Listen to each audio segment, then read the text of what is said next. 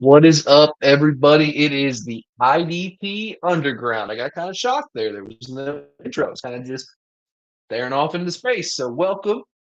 This is the breakdown of the IDP notes from last week from yours truly. Go over this every week. Do it on Monday mornings about 9 o'clock every day. Try to give us a little start to the week on what we are looking for, what we are digesting from last Sunday's action.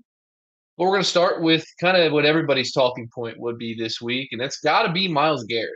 Myles Garrett did it again this week with 5 total tackles, including 3 sacks. This put him at 18 for the season, just 5 shy of breaking the record with 6 games to go. We are in the middle of an all-time season, and we need to stop and smell the roses. Players like Garrett are one in a million. It's sad that he plays in Cleveland. And, at the end of that tweet, I almost put it's sad that he plays in Ohio because right now there is not a single Ohio team outside of the Buckeyes, of course, that are worth giving a damn about in football. But back to Myles Garrett. You know what you're getting with Myles Garrett. He's a freak of nature. He is an Adonis of a human being. And Myles Garrett has been a very confusing player for me. At the beginning of the year, I didn't believe in the hype because I kind of thought we were going to get what old Myles Garrett was. And I can kind of tie this into Brian Burns as well. Myles Garrett was always one of those guys where, yeah, he's going to have huge sack numbers, but in the weeks that he doesn't have the sacks, he's going to be kind of mid. He's not going to show up when you need him to the most. But this version of Myles Garrett, I don't know if there is a better defensive player in the NFL. And honestly, there may not be one since maybe the Aaron Donald days. And even then, I would still contend that Myles Garrett may be a more valuable player at the position. He's got 5 sacks from the record that Michael Strahan set, and we have 6 games to go. And if this most recent trend with Myles Garrett is anything to predict the future, it is that he very well could get this in 2 to 3 games. So Myles Garrett is kind of the big talking point of the week, as he should be. I think he's a shoe-in for Defensive Player of the Year. I don't think it's close anywhere else. IDP MVP. I mean, if you're going to give me 3 to 4 sacks a game, I don't think there's anybody else in the game that can actually do that. So Myles Garrett, I could talk all day about how great he is. We all know how great he is. We'll go into the next player, which is a bit more of a contentious player. Second player I wrote about was Colts linebacker Jermaine Pratt. Jermaine Pratt had the week's best performance in IDP outside of Myles Garrett, of course, with 20 total tackles, 15 of which were solo tackles. He also had a defended pass as a little cherry on top. I've talked about it ad nauseum this season. The Colts were starving for a second quality linebacker, and it appears they finally found it in Pratt. And while 20 tackle games are to be expected, Pratt has shown an ability to have a stable floor with the right kind of boom upside.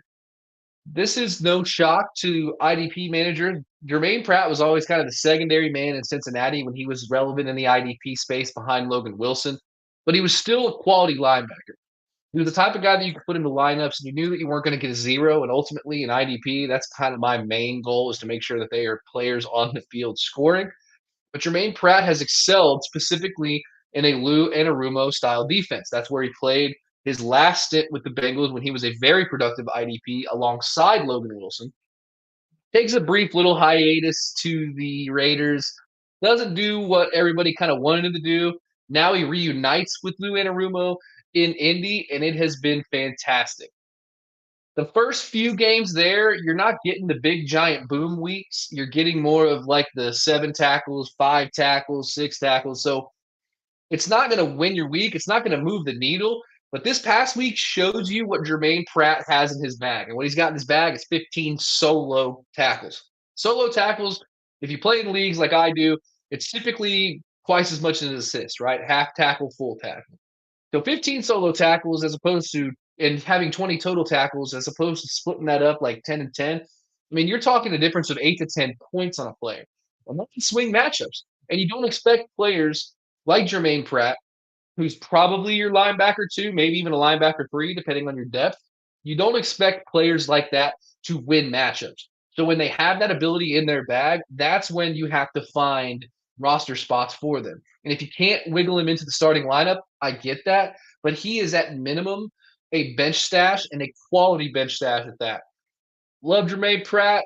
Put some videos out on TikTok, a little behind the curtain stuff. This was last season. I talked about how Jermaine Pratt was a great IDP, and he hit the like button. So they listen. Remember, if you say it on the internet, it is there forever, and they will listen. You never know who hears you talk about them. which is why I'm going to go and heap praise on one of my favorite players in all of IDP, but somebody who's probably not getting a lot of traction this season because we've seen a little bit of a dip in statistics as far as the big playability, and that's Max Crosby. Max Crosby has been a player that isn't getting talked about much because the sack numbers have fallen off. I would admit. Through week 12, he has just 6 total, which would be his career low. Despite the alarming drop off in sacks, Crosby has been a fantastic tackler this season with 50 total tackles with 6 games to go. We would all love if he can have 2 to 4 sacks over the finish of the season, but the reality is, even without these numbers, he is still a top player at the position. So, an edge rusher with 6 sacks, and we've got 6 games left, give or take. If I were to tell you that, you're probably going to start throwing out the backups of the world, the guys that you don't have, maybe even the rookies, and you're like, oh, wow, that's a good season. But if I say Max Crosby only has 6 sacks, I guarantee the red flag comes up. There's an alarm going off. Max Crosby has almost made some sort of a shift in how he's contributing in IDP. 50 total tackles with 6 games to go. Puts it, and he's got other statistics too. I didn't mention them in this thread, but he's still a top 3 edge rusher depending on your team scoring, behind only Brian Burns and the aforementioned Myles Garrett. So while it's alarming because you want Max Crosby, you kind of have an expectation that he's a 10 to 12 stack a year kind of guy. The reality remains, if he isn't getting those sacks, but he's still putting up these tackles, he is an unquestioned starter. And I know I'm probably preaching to the choir here. Nobody here is probably crazy enough to sit Max Crosby, but I can guarantee you that there are probably managers who are frustrated with the production they're getting. But the production is not bad. It's just not flashy. He's not forcing turnovers. He's not sacking people. He's not doing the crazy dances, the celebrations. But what he is doing is he's still scoring at a high clip, and we all know he's a ticking time bomb. The Raiders are starting to shuffle some pieces around in the front office, which means that there's got to be a little bit of motivation. Max Crosby is arguably their greatest asset. I don't think you can name maybe Ashton Genty, depending on how you view the NFL. But I mean, Max Crosby is a one-of-one talent for the Raiders. He's the only thing that they have that is worth a damn. And I don't believe that he is going to not utilize that leverage. I do think he likes playing in Las Vegas. You put him on another team, there's absolutely all the possibilities in the world for him to ascend to the next level. But as a Raider, yeah, they're going to triple team him sometimes. He's going to get doubled. He's going to get chipped by the running backs. He's going to constantly be muddied around. They're not going to let him get one-on-one opportunities against opposing quarterbacks. So if you're not getting those opportunities and you're not getting the quarterback down, what are you doing? Max Crosby's tackling the ball carrier, and I hate it because I love Max Crosby. He's not doing what we think, and he's currently pacing for a career low in sacks. If he gets 0, I don't think he's going to get 0 to end the year, but he's still that dude. Don't overthink the room. We're starting to get into overthink territory. It's Thanksgiving, so we're all going to be thinking about, who's going to mess my league up. Oh my God, he hasn't been good. This guy hasn't been good. This is when you play the studs. This is when you just don't overthink it. We all make mistakes. Do not make the Max Crosby mistake of not thinking he's still a premier player in this game. Third guy we're going to talk about. It's a Bengal. How did you know? It's me talking about it. Even if I hate the team right now, we're going to talk Bengals. But the only Bengal that's really moving the needle as far as IDP conversation goes is Barrett Carter, the rookie linebacker. He went off again, which is starting to become a trend in the nasty natty. This week, he played 100% of the snaps, which was the 6th consecutive game in which he did so, and he had 16 total tackles. Coming into the season, many people, myself included, assumed that Demetrius Knight would be the rookie linebacker to roster from this team in IDP. But the more we've seen Carter this season, the better he's been. He has 78 tackles and is far outpacing Knight in snap counts over the last 6 games. Carter was always going to be the second rookie linebacker. I mean, coming into the season, everybody was hyped up about Demetrius Knight. I was hyped up about Demetrius Knight. We also had Logan Wilson. I mean, the Bengals defense, we never expected to be good, but I think it was so bad so early that they are just chips in the middle. The coaches do not trust what's going on, so they are going to continue to move pieces around. But the one person they have not moved around since he has established himself in this defense is Barrett Carter. 6 straight games at 100% snaps. He is the only linebacker in that 6-game stretch that has played 100% of the snaps. So he has become a focal point. Now, it's a focal point of a bad defense. And I know Miss me with all your fancy analytics. Miss me with all your, oh, this guy said this and he's got a really smart stat. I know he misses tackles. Well, he's a freaking rookie. You don't expect these guys to just be immediate great players that are just going to move the needle. Okay. There are not a lot of Carson Schweschingers in the world. Okay. But at the end of the day, you have a productive rookie linebacker who was likely available on waivers, or maybe he was a deep draft pick in certain leagues at the beginning of the season. And now you're seeing him become a defensive focal point. Chase snaps. Don't chase the stats. Chase the snaps. Barrett Carter is getting the workload. He is producing in that workload, and he is not losing snaps.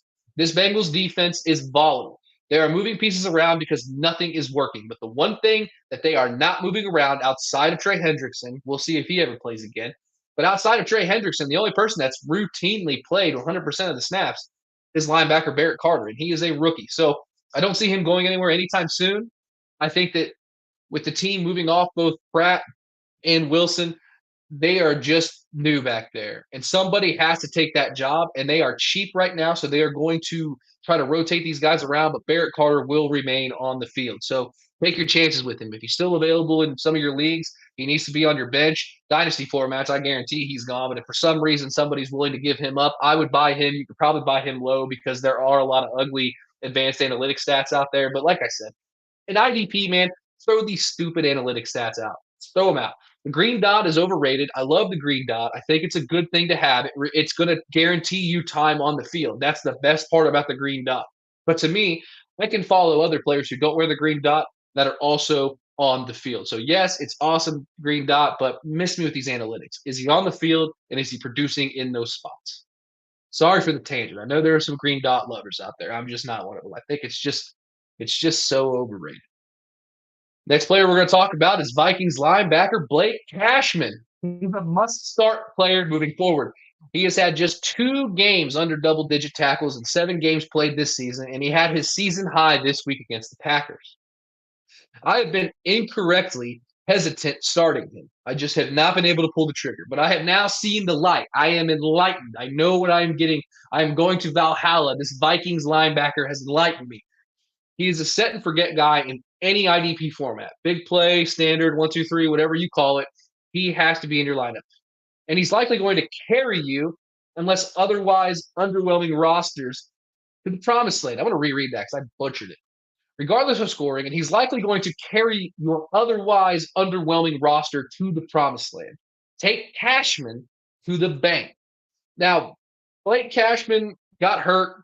We saw Ivan Pace and Eric Wilson get up there. I thought it was going to be Eric Wilson that kind of took the back seat when Cashman came back. It ended up being Pace. And because of this, I thought, okay, Eric Wilson has played himself into a starting role here, and he's probably going to start getting some more statistics, which will eat into Blake Cashman's potential. I couldn't be further from the truth. Every week I do a start sit thread on Sundays. And most recently, I've been getting Blake Cashman questions, but I've been kind of leaning away from Cashman because I don't know what I'm getting. And it's not like he's been bad. I mean, he has produced double-digit tackles. I think 3 in the last 4 weeks. This week he explodes. I think the Vikings are kind of in a similar circumstance as the Bengals, where their defense is a bit more overrated than it has been. There's not a lot of stuff going on where there's nobody on that defense truly that you fear currently. And when I have muddy defenses like that, defenses where there's not a true star, I love having defenders there because somebody has to take that load. And there's not somebody who's dominating not only the snap share, but not dominating the statistics as well. Cashman's not doing much outside of tackles. So if you're in big play leagues, I understand maybe the hesitancy to play him. But the reality remains this is still a game that is based on volume tackling. If you have guys that are tackling the ball carrier, the less likely you are to blow a matchup based on a player in that spot. So you have your Brian Burns of 2022, who ends up at the year with 14 tackle or 14 sacks, something like that. But he only has 30 total tackles. Like, yeah, the weeks you got the sacks were great. Hopefully they didn't all come in 2 to 4. But at the same time, the weeks he didn't get the sack, it hurt you. Now, on the opposite end, with big play leagues, whether or not Blake Cashman gets that big play doesn't matter. Yeah, you're not going to get 10 points for the sack, but you're still getting the tackle volume. You're still getting points that'll put you in situations where the rest of your team can help put you over the top. And ultimately, in IDP, when you're starting 20 to 25 players a week, You just have to have players that aren't going to screw the week up. And Cashman's been much more than that. He has been a set and forget guy the last 2 to 3 weeks. I have been hesitant to admit that, but I am sold. He is a must start guy moving forward for me, and he should be for you as well. Next, next. We're going to talk Packers linebackers. Packers linebackers have been fantastic this year, including the third one, who is going to be talked about right here, and that's Isaiah McDuffie. He's a must-start player when either Quay Walker or Edgerrin Cooper are out of the lineup. I'm not sure how much longer that is going to happen, but he is just 26 years old. He has excelled in the limited spots that he has had playing time. He's had 2 games this season where he's gotten a snap count over 50%, which was this week and last week. In those games, he has a total of 20 tackles, 1 sack, and 1 interception. Yes, he's fool's gold, and he will eventually go back to his normal spot on the bench in the pecking order. But at 26 years old, he's a worthy stash in dynasty formats, and who knows? Maybe he gets a change of scenery at the end of the season. We're getting to the point of the year where if you were eliminated, if you don't feel like you can contend in the playoffs, you need to start cutting dudes that are not going to be on the team next year if you're in dynasty formats, or you need to start scouting your team for next year for those draft rooms in August and late July. Isaiah McDuffie is the perfect person to target in leagues like that for me because, one, I guarantee his price tag will be cheap. There's nobody hiding over Isaiah McDuffie. He's got 2 guys in front of him that I do not see losing any playing time anytime soon with Quay Walker and Edgerrin Cooper. Edgerrin Cooper's been so good. He's a top 10 linebacker while also not hurting Quay Walker's value of a top 10 linebacker. So McDuffie, if he does get in, it's just not going to be enough to move the needle. But a 26-year-old backup linebacker who has proven well in spots is the perfect player to keep your eye on moving into next season. You never know what happens. We don't wish injury on anybody. And you don't keep backup defensive players in IDP leagues. It's not like when you have running backs and you're trying to keep that guy that's getting the second, third carries. But McDuffie needs to stay on the radar because if one of these 2 dudes goes down towards the end of the year, let's say during the fantasy playoffs, maybe the Packers clinch a little bit early and they start sitting players, he is the ideal candidate to throw in your lineup because you already have seen the audition. You know he can play the part. And McDuffie is 26. I cannot hammer that point home enough. 26 years old is not old as far as defenders go. I mean, heck, Bobby Wagner's got to be pushing 76, and he is still one of the best players in the league. So McDuffie is a guy that you need to look at. I don't think he's going to play this week. I think Quay Walker's back. I don't quote me on that, but I think last week it was a precautionary sit-out. McDuffie is going to go back to his bench spot, but he absolutely needs to be somebody you keep your eye on moving forward into next season. I just don't think – I don't see him staying around as a backup much longer, but what do I know? I'm just a dude talking ball in a room. All right. Everybody's favorite is when somebody just has egg on their face. So I'm going to go ahead and give you an opportunity to just look at this camera and tell me I'm an idiot. Surprise! I was wrong on Jaguars linebacker Devin Lloyd again. He had 5 total tackles and a sack and a half this week. Those who are familiar with this thread know how I feel about inconsistent players, and Lloyd has been the poster child for this in IDP, but fair is fair. Lloyd isn't somebody who I would trust to carry me to glory, but he does have the ability to impact the stat sheet and ultimately win your matchups. He's too risky for my tastes, but I don't blame managers who love the juice. Devin Lloyd is the perfect player to talk about why fantasy football can be so frustrating. He burst onto the scene his rookie year, and he looked like he was going to be the next Paul Posluszny in that Jaguars defense. Shout out to those people who knew Paul Posluszny. But Devin Lloyd was good. Then he fell off, and then he damn near disappeared. He came back a little bit this season. I got fooled. I'm like, all right, maybe he's good again. Then he fell off for like 3 to 4 straight weeks, and now suddenly he's back. All right, you can say I was wrong. What I will argue is that Devin Lloyd is not the type of player who's going to win you an IDP matchup, and more often than not, he's going to leave you with the grenade in hand and the pin over here. He is going to blow your team up. I don't have the stomach for that.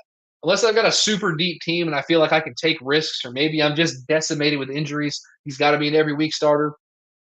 I think that he is the ideal streaming option. You just kind of look at who he's playing, how the Jaguars are using the snap counts. And by all accounts, he's playing snaps. It's not like he's getting boxed out of the roster. He's just not producing. And you're chasing production here. You're not chasing anything else. And Devin Lloyd has inconsistent production that too often leaves you hanging. So do not invest in your future in Devin Lloyd. Look for other options. Maybe there are more players on waivers that I think I would trust currently than Devin Lloyd. But I will say, when Devin Lloyd goes off, he's good. I mean, it happens. I'm not. It's never 0%. He is never a 0% won't go off player. But I guarantee you, it's never more than 10%. So Devin Lloyd, I was wrong. You're good at football. I am just a dude talking about how much I cannot plan for your production. Last one, it's a deep, deep sleeper. That's what we come here for, right? Try to find the diamonds in the rough. Try to find something that others do not know. Well, if you didn't know about him last week, I guarantee you're going to hear about him this week on every IDP show that everybody talks about. But I'm going to give my 2 cents on him, and that is DeMarco Jackson, the Bears linebacker. He was somebody I was asked about a lot in my start sit thread on Sunday, and I steered clear because of 2 reasons. The first being that he is a backup, and I typically want to see these guys before I start them in my crucial weeks. And I would argue once you start getting to Thanksgiving, these are the most crucial weeks of the year. The other reason is I'd never heard of the guy, and I assure you that this will change moving forward. 15 tackles is a great way to introduce yourself to the IDP fantasy managers, and I'll happily welcome a new dominant linebacker into the fold in the money weeks of the season. I want to make sure that I put it out there that I stand by those 2 points. Tatum Batoon is a great example. I did not know about Tatum Batoon entering the season. Obviously, everybody knew about Fred Warner, but we didn't really know who the second guy was. But D. Winters ended up being a fantastic second linebacker. So that's that, right? Unless Fred Warner suffers a devastating injury.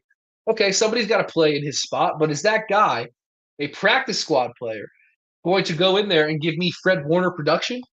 From Tatum Batoon, he is. And Batoon, he's hurt again, which really sucked because he has been a fantastic waiver guy. But the reality remains, when he was in those spots, he's a dominant player. So maybe it's a scheme thing, maybe it's a statistician thing, maybe he's just really good at football and has never gotten his opportunity. But he got the opportunity and he produced in it. So DeMarco Jackson, I was kind of the let me see this kind of guy. Let me see what's going on here. What more do you want? He exploded this week. 15 tackles in your debut game. All right. I don't think Ray Lewis did that. I don't think Brian Urlacher did that for the Bears, but DeMarco Jackson did. And he's probably not those guys. I'm making myself laugh here, just putting him in the same conversation as those players. But it's week 12. We're going into week 13. We're eating turkey on Thursday. That means you only got like 2 or 3 weeks before you have to start really paying attention if you're a gambler like I do and you play this game for money. If you're talk shit to your office friends, there's that too. But you don't have to worry about needing a linebacker if you just look at your waiver wire. Maybe you didn't blow all your auction money early. Maybe you were going to finally invest the nest egg of your fab on an inside linebacker who is proving to be dominant. This is a league winner. It's not Zach Bond type league winner where week 1 and then all the way through he was defensive player of the year. But this is week 13. You have been given a gem. Do not miss this opportunity to, at minimum, get him on your bench. And maybe you don't have the stones or the stomach to start him. I wouldn't blame you. I didn't last week. I'd have told people who were asking me start sit stuff, don't do that. You don't even know the guy's name. If you don't know the guy's name, why are you risking your matchup on him? That was stupid, apparently. But it's not going to happen again. I guarantee you he is not going to be in any of my leagues this week on the waivers. Now, he might not be in my starting lineups, but I guarantee you he's not going to be on somebody else's team if I have anything to say about it. And you should heed that advice. This is what we do it for. It's the most exciting time of the year. We're going into Thanksgiving when the schedule gets kind of weird, so make sure you're setting your lineups every day of the week because you don't know who's playing on Thursday, who's playing on Friday, who's playing Sunday, then Monday, then back into next Thursday. We're getting into some weird times, but it's the most exciting time of the year. This is why we do it all. This is why you play the game, is to take risks. Scared money don't make money. And we're all here to try to make a little bit of money. Or maybe you just like to talk a little crap with your coworkers. I get that too. That was the IDP notes for the week. I appreciate everybody who stopped by. Next time, if you're in here, you feel free to put something in the chat. I know there's like, I think 4 people watching. Shout out. Mom and Dad, love you to death. Hopefully Ryan, maybe some other one. Hey, Jeff, let's go. All right. Right before we end it. Jeff Blaylock, another football guy. I appreciate you. Met him at the expo. He is a very, very smart man. He's calculated. We ran the booth together. We were shooting these little mini basketballs on the hoop. And Jeff, You know how good I was at mini hoop basketball, as do my parents and any of my friends growing up. Thank you guys again for watching this. We'll be back next Monday, 7 p.m. for the IDP Underground. Who knows? Maybe I'll have an intro next time. Maybe I won't. I can sing my own intro. Who knows? Thanks for watching, guys.